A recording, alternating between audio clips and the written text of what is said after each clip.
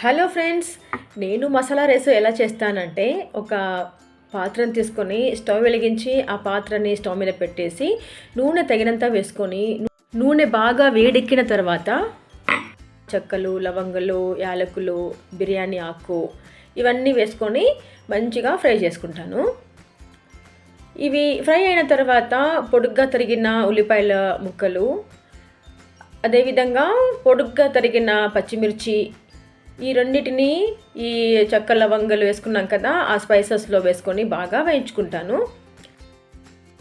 ఈ ఆనియన్స్ అన్నీ కూడా గోల్డెన్ కలర్లోకి వచ్చిన తర్వాత ఇందులోకి నేను జింజర్, గార్లిక్, కొరియాండర్ పేస్ట్ని నేను ముందుగానే రుబ్బి పెట్టుకున్నాను.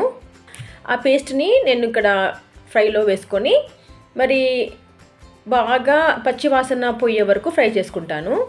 ఈ విధంగా కలుపుతూ ఉండాలి, మాడకుండా చూసుకోవాలి. ఇప్పుడు నెక్స్ట్ వచ్చేసి సాల్ట్ని యాడ్ చేసుకోవాలి. సాల్ట్ వేసుకున్న తర్వాత మరో 2 నిమిషాలు ఈ విధంగా నేను ఫ్రై చేసుకుంటాను అనమాట. ఇప్పుడు మరి బియ్యం తీసుకున్నాను, బియ్యాన్ని మంచిగా కడిగేసుకున్నాను. కడిగిన ఈ బియ్యాన్ని మరి మనము ఫ్రై చేసుకున్నాం కదా మసాలా, ఆ మసాలాలో ఈ రైస్ని వేసుకుంటాను.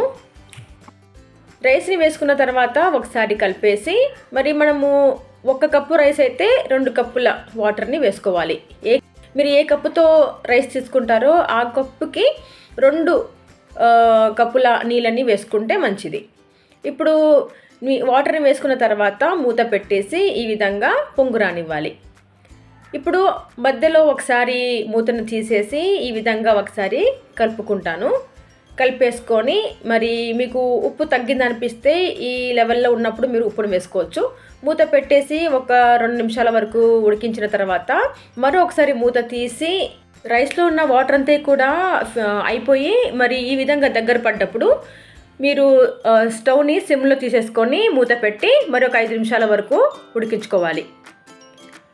ఇప్పుడు 5 నిమిషాల తర్వాత మరొకసారి మూత తీసి కొంచెం వాటర్ ఉంది అనిపిస్తుంది కదా, మరో 2-3 నిమిషాల వరకు మూతను పెట్టేసి మరి స్టవ్ని సిమ్లోనే పెట్టుకొని ఉడికించుకోవాలి.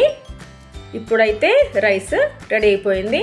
మరి ఒకసారి ఈ విధంగా కలిపి మూతను పెట్టి ఒక 2 నిమిషాల వరకు స్టవ్ మీద అలాగే పాత్రను పెట్టేసి 2 నిమిషాల తర్వాత పాత్రను దించుకుంటే మన మసాలా రైస్ అనేది రెడీ అయిపోయినట్టే.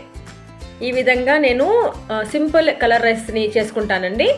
ఈ కలర్ రైస్కి చికెన్ గ్రేవీ అయినా లేదా ఎగ్ కర్రీ అయినా లేకుంటే పాలక్ పన్నీర్ అయినా చాలా బాగుంటుంది. నేనైతే ఇవాళ చికెన్ కర్రీ చేశాను.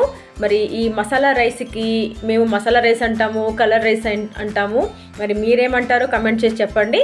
మరి ఈ కలర్ రైస్ కానీ మరి మసాలా రైస్కి కానీ చికెన్ గ్రేవీ చాలా చాలా మంచి కాంబినేషను. నేనైతే ఇవాళ మధ్యాహ్నం లంచ్ కోసము మసాలా రైస్, చికెన్ కర్రీ చేశానండి. అద్భుతమైన కాంబినేషన్, అద్భుతమైన టేస్ట్ అండి. చాలామందికి ఎక్కువ మసాలా ఇష్టం ఉండదు కాబట్టి ఈ సింపుల్ తక్కువ మసాలాతో తక్కువ సమయంలో చేసుకోగలిగే ఈ మసాలా రైస్ రెసిపీ మీకు కనుక నచ్చినట్లయితే లైక్ చేయండి, షేర్ చేయండి, అదేవిధంగా సబ్స్క్రైబ్ చేసుకోవడం మర్చిపోద్దండి. థ్యాంక్స్ అండి. Thank you for watching.